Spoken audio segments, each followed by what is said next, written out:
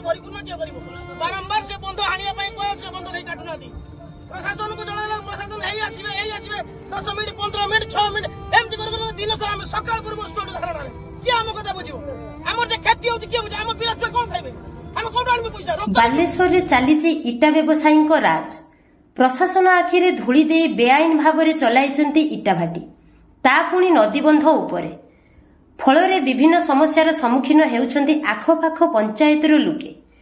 एने आज रास्ता अवरोध करी धारणा देइथिले ग्रामवासी आउ खूब शीघ्र सरकार एहार कोनोसी समाधान न कले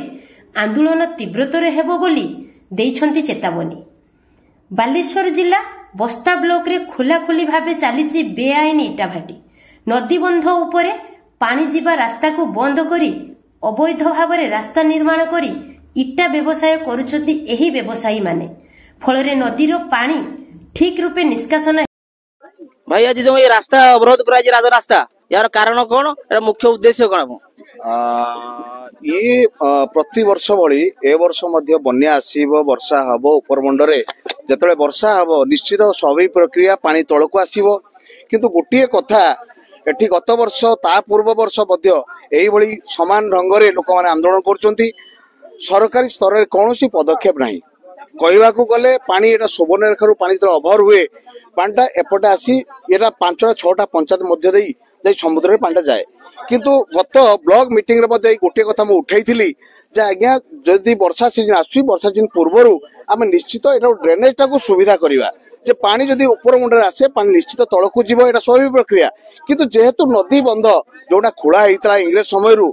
एटा संपूर्ण अवरोध हे गलानी अतएव कहया गले ए जो सिंगला छक पाखरे आमे छिड़ाई जो आछपदा मौजा ए जगह जो इटा भाटी अच्छी इटा भाटी संपूर्ण ए जो रास्ता गोटे से आर्टिफिशियल रास्ता नदी बंध पर पकईचंती या फल पानी अवरोध होची पानी अवरोध होची सत किंतु आपण माने कैमराटा बुलांतु देखिबे सिंगला पोलो निकटरू पानी एठी अवरोध होची पानीटा संपूर्ण पानी पळौचु जोटा कि हजार हजार एकर पानी जोटा कि एपटे आपण जो देखिबे आकंदी चांफळा आज भी जलमग्न अच्छी सेटा मो पंचायत रे एवं संपूर्ण 5-6टी पंचायत एपटे सिंगला पंचायत नाबरा पंचायत आपण पुटरा पंचायत संपूर्ण जलमग्न अच्छी जगह तेणु चाषी मानक गोटे हताशर वातावरण तेणु मु चाहूची यथाशीघ्र आसिक यार परमानेंट सॉल्यूशन जिला बस्ता ब्लॉक सिंगला छक निकट आज देखुची कारण चाषी मानकर जो दुख बा कष्ट आज जो रही कारण से जो चाष जमी को क्षतिग्रस्त होची जो नदी जो आमर जो जो नदी गुड़े प्रभावित होती नदी जो प्रभावित होती ता रास्ता अवरोध कर भाटी किसी भाटी मालिक अच्छा जेहेतु नदी बंध उपरे बा नदी रास्ता रे से अवरोध कर रास्ता को जहाँ फल कि पानी ठीक भाव निष्कासन हो पार ना एवं ता सहित चाषी हजार हजार चाषी क्षतिग्रस्त होती हजार हजार लोक रास्ता अवरोध थिला कौन पाई थिला कहबी के से बंधटा पानी एपटे जाए एपटे समस्त चाषी भी जाती बंधटा काटा हेतला टी कम काटा हेतला आसी काटले लोक से कहले काटले जमी चाष जमी गोटे सब भाटी आपन भाटी काकांकर भाटी आ बंध